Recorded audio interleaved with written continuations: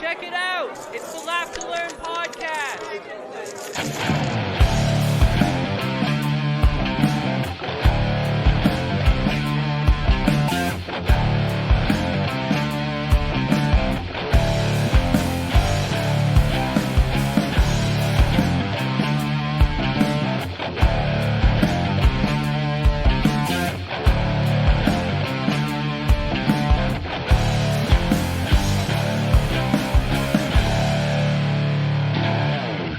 What is going on, everyone? Welcome to the Laugh to Learn podcast. My name is Jacob Paveo, and I come to you from the Great White North each and every Wednesday afternoon, 1 p.m. Eastern Standard Time. I've heard the complaints. I get it. I know there's problems with the audio. I switched computers. We talked about this. I don't know what happened. But I'm trying something new today. I brought back the pop filter because that was a big problem. The gain, I don't want to get too into what I'm trying. But basically, I'm trying some different things. So if it sounds a little different this week from last week, that's on purpose. If it sounds worse, that's not on purpose. But the thing is, when I listen back to it, it sounds pretty good. But then when I listen to it on audio platforms, like, because they compress files and change them a little bit when you actually listen to it on, iTunes or whatever, Apple Podcast and Podbean and Spotify and all those fun things. They do change the files a little bit. They make them a little bit easier to be streamed and downloaded on the for the end user, for the consumer. And so I'm not sure, but I'm trying something different today. And hopefully it helps. But if it doesn't, we'll try something different next week and we'll figure this out. That being said, thank you for all the new listeners because the numbers are looking pretty good. You know what I'm saying? But this week, I guess I should introduce the show for some new folks who may be checking it out. Thank you if it's your first time here. If you're returning, welcome back. And yeah, I hope you guys, all guys, girls, and everything in between and outside, enjoy the show. Of course, my name is Jacob Paveo, and as I already said, and this is your weekly source for a fun spin on all the things you need to know about. And finally, there's actually something fun to talk about. I think we've done 6 or 5 straight episodes of the conflict between Russia and Ukraine, and finally, the slap heard around the world is basically what we all heard, minus the echoing of the boom of my mic. But we basically heard Chris Rock's microphone getting the shit slapped out of it by William Smith. Now, here's the problem, is this whole thing, I don't understand people's perspectives anymore. I really don't.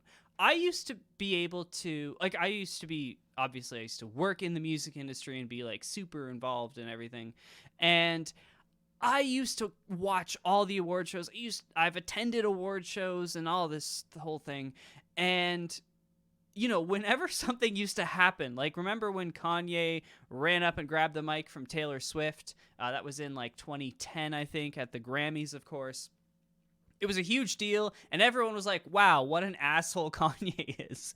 But now, Will Smith walks up on stage casually, slaps Chris Rock in the face, and everyone's like, yeah, he was defending his wife. No.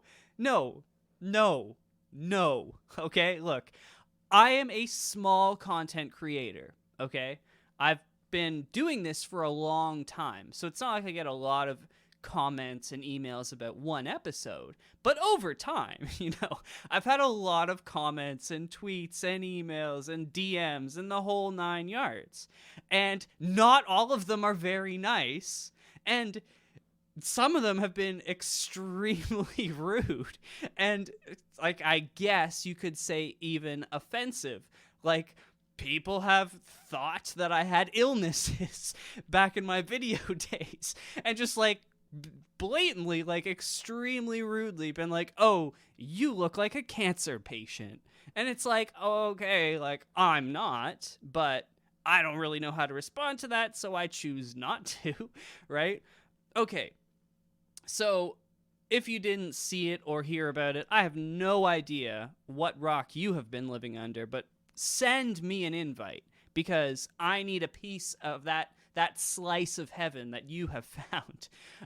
But essentially, Chris Rock said he can't wait for G.I. Jane 2. And guess what?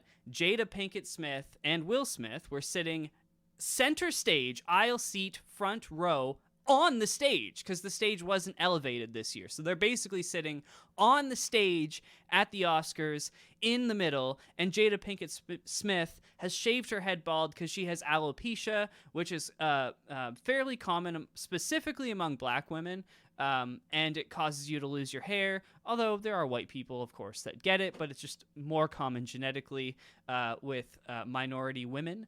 But that being said, that's all irrelevant. Jada Pinkett Smith is one of the highest paid talk show hosts in the world on one of the most popular daytime talk shows.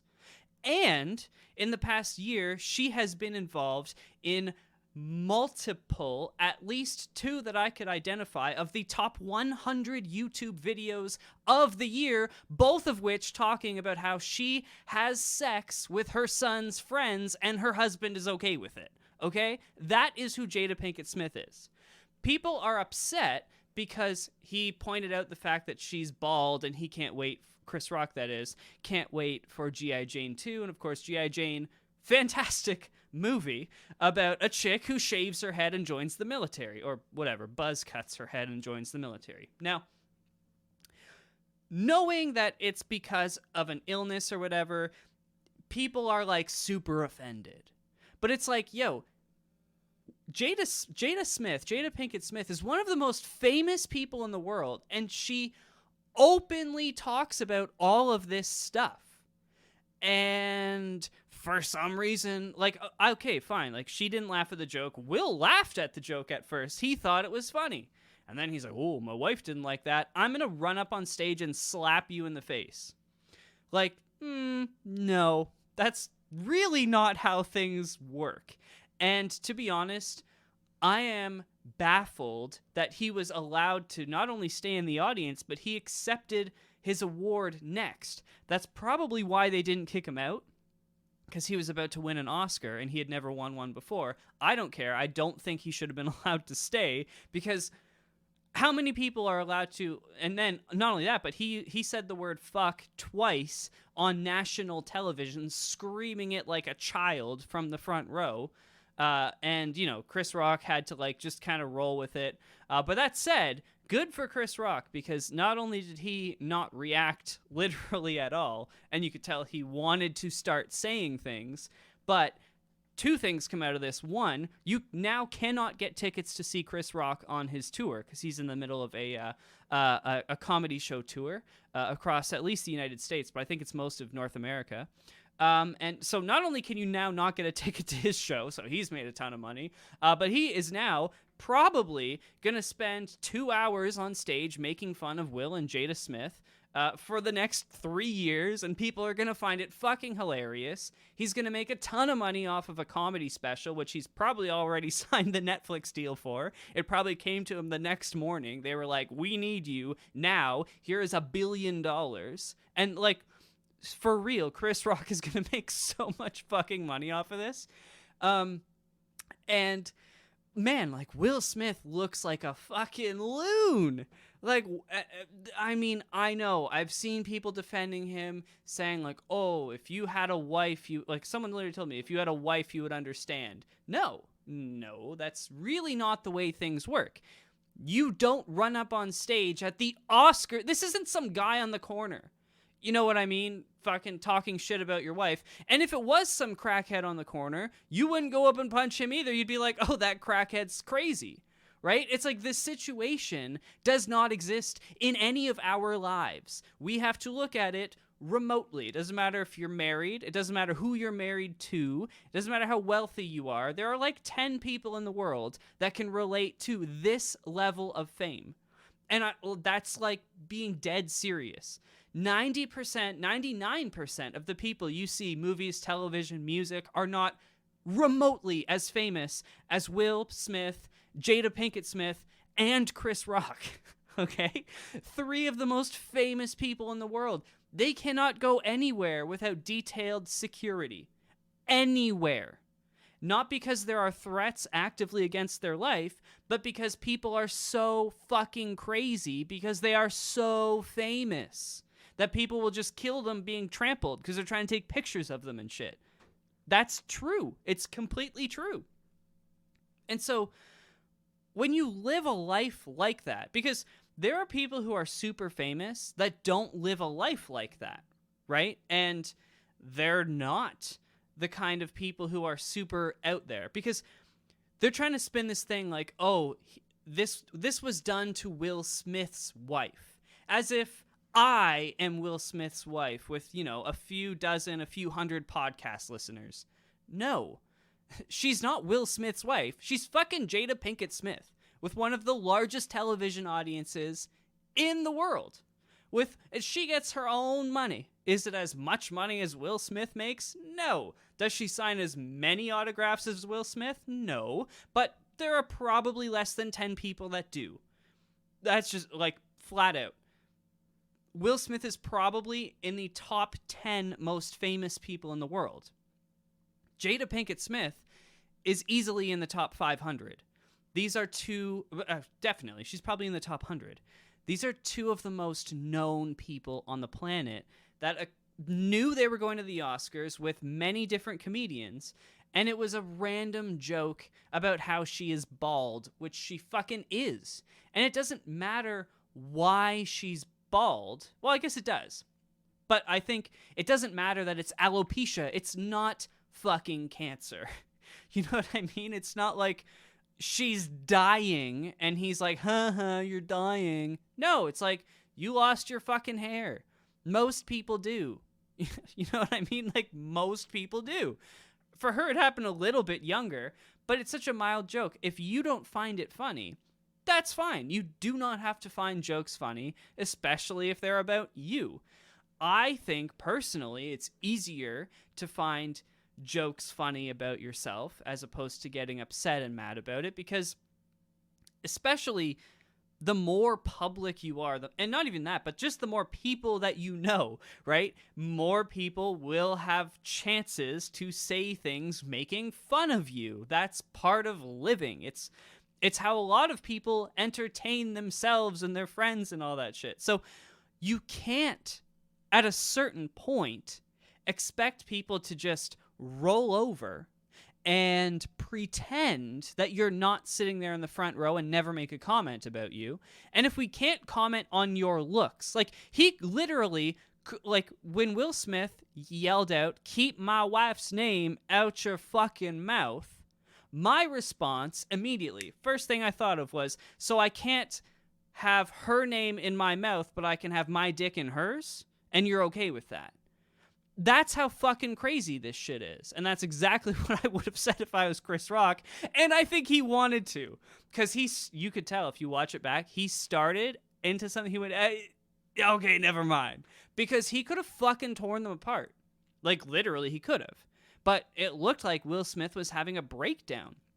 And then, Tyler Perry and whoever the fuck else, Samuel L. Jackson, and all the famous black guys came running over to Will Smith to make sure he was okay and wasn't having a mental breakdown. They should have removed him. Like, those guys should have been like, you need to leave. Like, you need to leave because this doesn't get any better from here. And then he has this half-ass apology that a lot of people, again, like, people are flocking to support Will Smith here, which is just mind-blowing to me. And like, I get it, you're going to have fans or whatever, but this is like overwhelmingly people are like, yeah, he did the right thing, like online and shit. I don't see it. This is where I started this whole conversation. I don't feel the way they feel about this. I look at this and I've been saying for months now that like Will Smith is a bitch. Like, what kind of man? You're all talking about like, oh, he's a man. He stood up for his wife. What kind of man is like cool with their son's friend fucking their wife and then talking about it publicly, and their son is like alive and a famous rapper or whatever on his own? And like, how fucking, no wonder, I bet you Jaden Smith hasn't talked to his parents in fucking years. I wouldn't. If it's like, yeah, my dad's cool with the fact that my friend fucked my mom last week. What the fuck? You know what I mean? Like, You guys are putting all of this shit out there, and then the internet's like, oh, he's a real man. He slapped Chris Rock for making fun of his wife. No, a real man would have fucking left his wife years ago and wouldn't have been cool with her having sex with fucking 20-year-olds. If you're involved, that's the thing you're into, like, okay. But, and an open relationship is like, okay, whatever, fine. But, like, you don't go on television and brag about it. And, like, Will Smith broke down crying in that interview last year. We all saw it. He's, like, crying, like, oh, my God, she loves other men and she loves me. I don't know how I'm going to deal with it. You're going to be a fucking man and leave. What do you mean? That's how you deal with it. But, oh, no, we can't do that. Why? Jeff Bezos got fucking divorced. You're not as rich as him. You can figure this shit out. It's just crazy to me that people are pointing at this and being like, yeah, that's how a man should act. No, it's not. And a man shouldn't slap another man in the face. What kind of a bitch-ass move is that? He didn't even punch him. He fucking open hand slapped him, returned and sat down, and then started laughing when the next comedian came up. He had a big smile on his face. After he was like quivering and yelling from his seat. And then he's smiling and joking around. And it's like, what? To me, it looked like acting. It was like this whole fake thing, a charade that he had to put on for some reason because he feels so weak in his relationship, most likely. I mean, I would.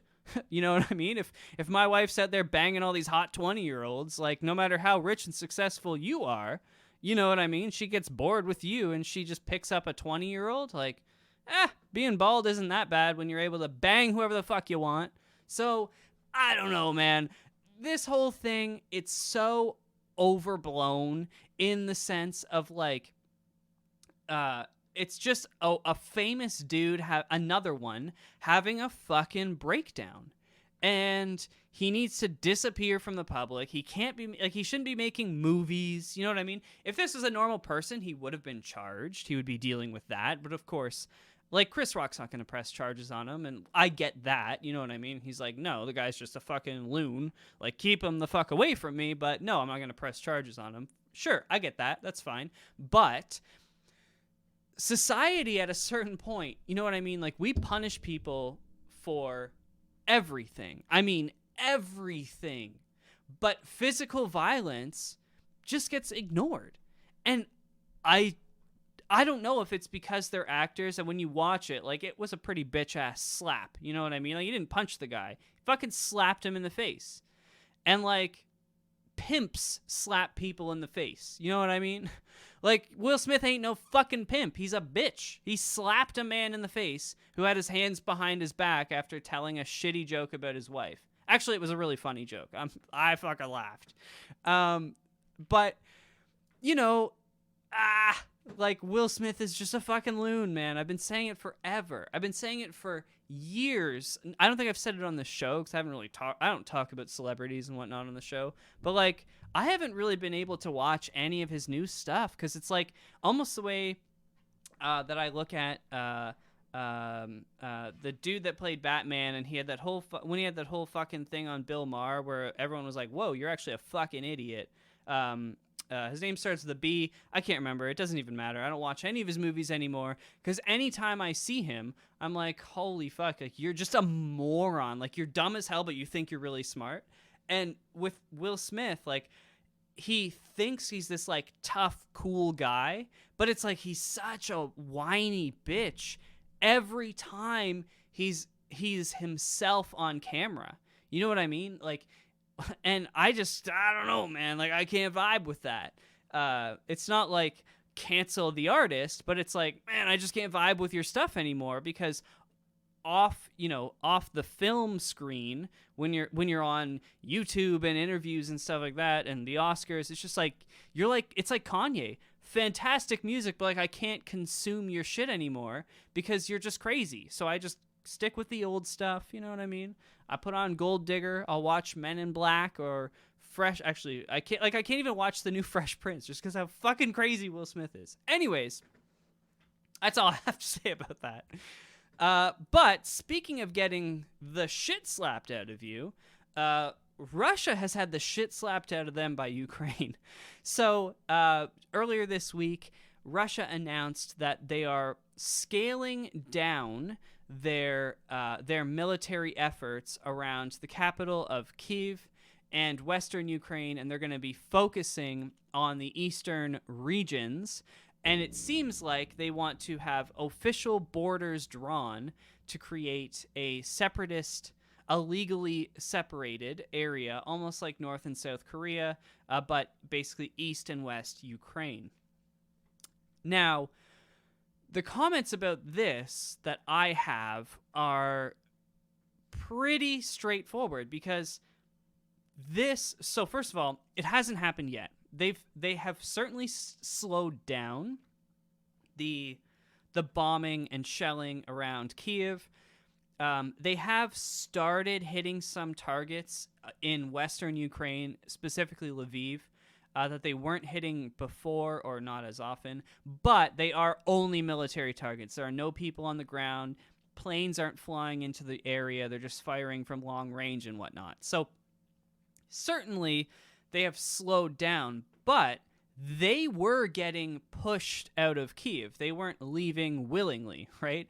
I think the Ukrainian military took back in some areas like 12 to 20 kilometers, somewhere like that of area. But in other areas around Kyiv, they had taken back like 50 kilometers that Russia had previously moved forward into. So it seems like the Russian military had their ass kicked, and they have no idea what to do.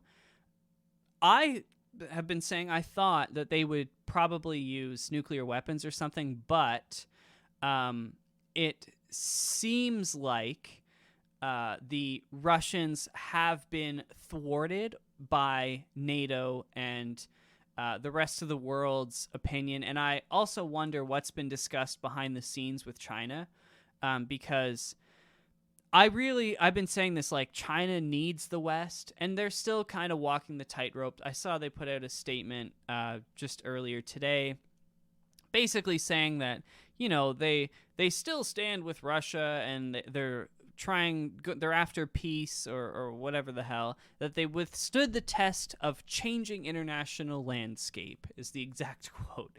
So it's basically China being like, no, we're still friends, but, you know, behind the scenes, I have a feeling that the Chinese government were like, you can't do that. Because, like, when you attack Ukraine with nuclear weapons, if the West decides to attack Moscow with nuclear weapons, China was like, we are not doing shit. We are going to sit here and watch because we don't want to get involved in none of that. And that's just the harsh reality, I'm fairly certain. So it seems like any ideas of using weapons of mass destruction were thwarted, and that's not going to happen, at least at this point in time. It seems that way in Ukraine.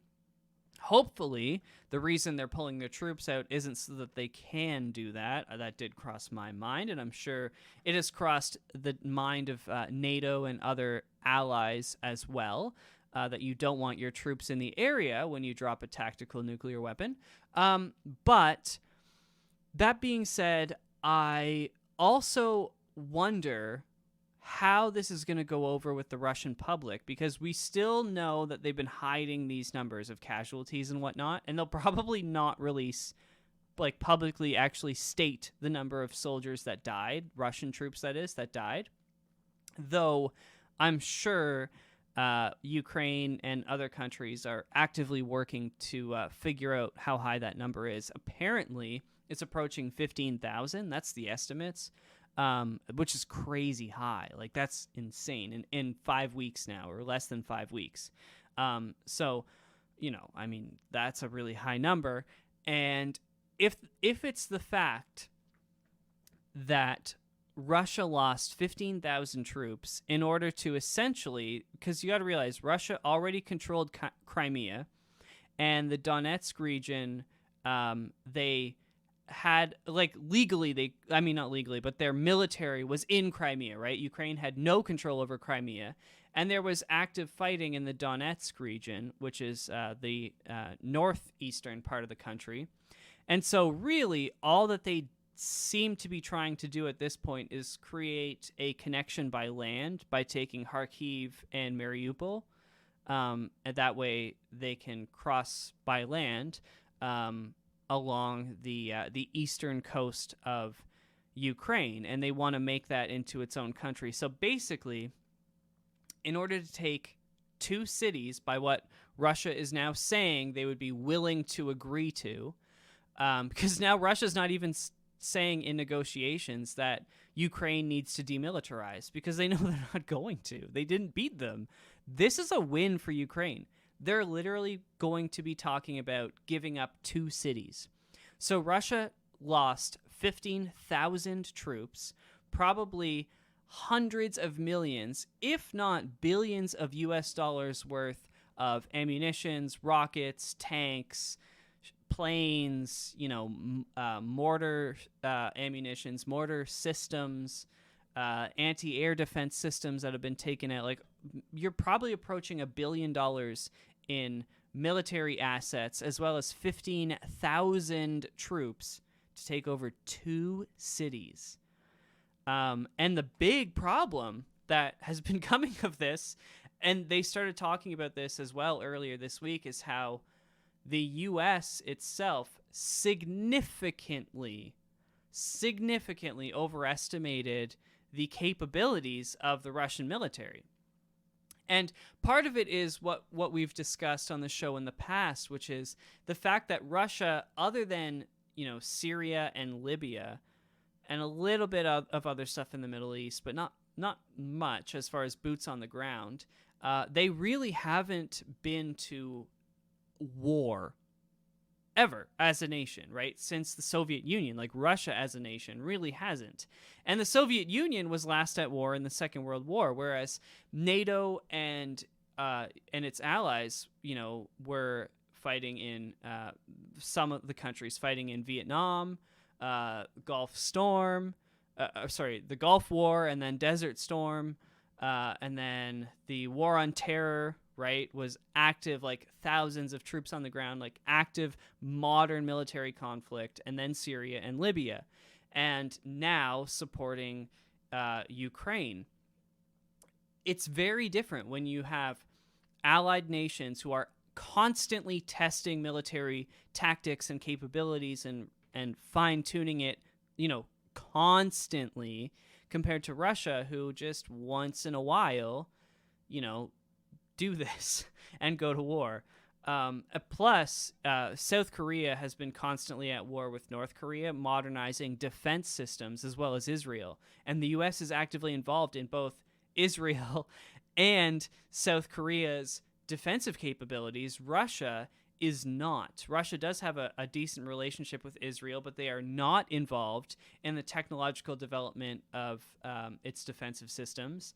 And of course, North Korea and Russia have a good relationship, but Russia is not supporting North Korea and their military intentions against the South. So, you find yourself, or we find ourselves, I should say, in this predicament where I don't know how Putin comes out of this and manages to convince people in Russia that this is some sort of win, because that's what they're already working on, is how do we present this as a positive thing for Russia when we are basically sending back 15,000 coffins across the country? How do we make this work? And they have to hide that number. They have to present it as if the Nazis that they've been after are taken out. You know what I mean? They have to probably provide names or something for the specific people that were taken out. We've also talked about the fact that that Russia has lost more than I think the number's 7 now, military generals. Like, the second, third highest ranking members of some of these divisions have died in Russia. That's crazy. Military leaders at that level don't die in war usually unless your country is being invaded. That's the only time they should find themselves on the front lines. And so I'm seeing right now that there's more Red Cross bomb shelters and Red Cross warehouses that are being hit by military strikes by Russia in eastern Ukraine. So, they aren't slowing down. They're certainly not giving up on Mariupol and Kharkiv. These warehouses are in Mariupol. And so, the question is going to be how do they get out of this? I've already said that, their economy is not going to be revitalized. Let's see what the ruble is worth right now. It does seem to have actually come up quite significantly on Tuesday this week when so this was when Germany has kind of stumbled on their promise to come back off of Russian oil. So when they said they'll be buying Russian oil for longer than they want to, it certainly helped the price of the ruble. But that being said, it's still like way in the dirt. I mean, their economy is not coming back. McDonald's is not going back to Russia. Starbucks is not going back to Russia. These companies are staying the fuck out of there because this could still pop off at any moment. It's going to be years before this settles down. And no one wants to put their money on the line. No investors want to put their money on the line by reinvesting in Russia if this is the sort of thing that's going to happen, right? The risk is just way too high, and you don't make enough money to make it worth taking that risk. It's not like China where, sure, there's a big risk that your intellectual property is going to get stolen, and there's a big risk the government's going to take a bunch of your money and whatnot in China, but there's also 1 billion people in China to sell shit to. So it's worth it for companies to set up businesses there and try to make as much money as they can. Russia doesn't have that. They have a much smaller population, a much more spread population. And now, if I was investing in any company and they were like, we think we're going to move to Russia, I would be like, you are fucking wrong. That is not the place you want to go. That's literally today like saying you want to go to North Korea, right? It's a country that the government is taking over everything right now. No freedom of speech or expression, which means essentially they've declared martial law on opinion. And, I don't know. I would avoid investing in Russia at all costs, and I think you're going to see most businesses and investors take that approach. So how does a country recover when they have no economy? They got their asses handed to them by a much smaller military, much smaller country with way less money, and literally they had their asses handed to them. And, it just goes to show you that access to nuclear weapons means nothing if you're not willing to use them. And we've always known this, but the threat of nuclear capability has always made it so that no one messed with those nuclear countries. And we haven't, seen a nuclear capable country invade a completely sovereign nation with the idea of taking over like this. But the US did this in Vietnam, where they thought they would roll over the Vietnamese people and government and everything, and it did not work. You know what I mean? It didn't work because they thought we have more advanced weapons, more advanced systems, we know what we're doing, and they fucked up. And this, to me, looks like Russia's Vietnam. I mean, Vietnam was Russia's Vietnam, but this looks like the equivalent of how the U.S. fucked up in Vietnam, and Russia now fucked up in Ukraine. And I really, really hope this is sort of the last of this shit. Biden said earlier this week that Putin shouldn't be in power, and people are freaking out. The White House is trying to talk it back and whatnot, but he's right. I mean, I've said it before, and there's a lot of people saying, we can't blame the Russian people. Yes, you can. He's elected president. He is an elected president. The Russian people are at fault, and they need to get him out. I don't care how. Cut his head off. That's what I've been saying. Like, that's what you have to do. They've always said democracy dies in darkness, right? When you have no information, that's when the ability to vote and the knowledge of who and what you're voting for all go away. Well, Russia is now in complete darkness. So the faux democracy they already had has completely died in darkness. RIP to the Russian democratic system. And if Russian people believe in it, and if they think the election that's going to be held, I think it's in a year or two, is going to be handled appropriately, they need to know that they are wrong. Just like we would know if all of a sudden all of our, access to the internet was taken away and now all the news companies and newspapers closed except one. Could you imagine that in the West? People would freak out. Trudeau's head would be cut off that day. Probably by people in Parliament, right? Like, you can't do that here. And, it's the soft bigotry of low expectations where we say, oh, the poor Russian people don't know. Yes, they do know. They just aren't allowed to talk about it. And if you're not allowed to talk about it, you got to talk about it quietly and then get together and cut his fucking head off. And we have to put that on the Russian people. Right now, they are the ones who are broke. We have made them broke. We've decided to do that to encourage them to cut his head off. And when I say cut his head off, I mean literally or figuratively. Cut his head off or vote him out. I don't care. But get him out of power. And I think you're going to see he's probably going to take another step back, which he's done before.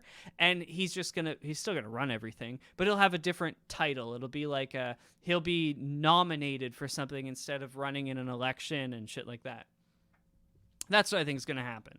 And then one of his friends will be the president of the Russian Federation, and that way they'll try to get back into the G7 probably, and they'll try to get, their international standing back, and they'll hope that people forget. But I don't know, man, because rich people don't forget their money. And McDonald's and Starbucks and Coke and Pepsi, these companies don't forget when they lost billions of dollars combined by being forced to pull out of your country. They don't forget that. And they're probably much less willing to come back. At least I hope that they are. That's all we have to talk about this week. The slap heard around the world, and then the bitch slap, Ukraine slapping Russia out to the eastern flank of their country. I hope you enjoyed the episode this week. If you've yet to do so, hit the subscribe button. Tell your friends and family. Of course, word of mouth is the best way to spread the good news. That's why all the religious people knock on your door, because word of mouth is better than a share on Facebook. But I also like shares on Facebook, Twitter, Instagram, YouTube, Twitch, Telegram, Snapchat, wherever you want, share the podcast wherever you want. It's always great to see people doing so. If you want to get in touch with me, the links to my social media are in the description to this episode as well. You can go over to www.laughtolearnpodcast.com and hit the contact page. Thank you so much for sticking with it to the end. I hope everyone has a great week. I hope the weather is either already nice or getting nice where you are. It is springtime here. Spring has sprung, although, yeah, it's actually, I think the snow turned to rain looking out the window here. But nonetheless, I hope each and every one of you have an incredible week, and I will see you all next Wednesday. Until then, keep on laughing and keep on learning.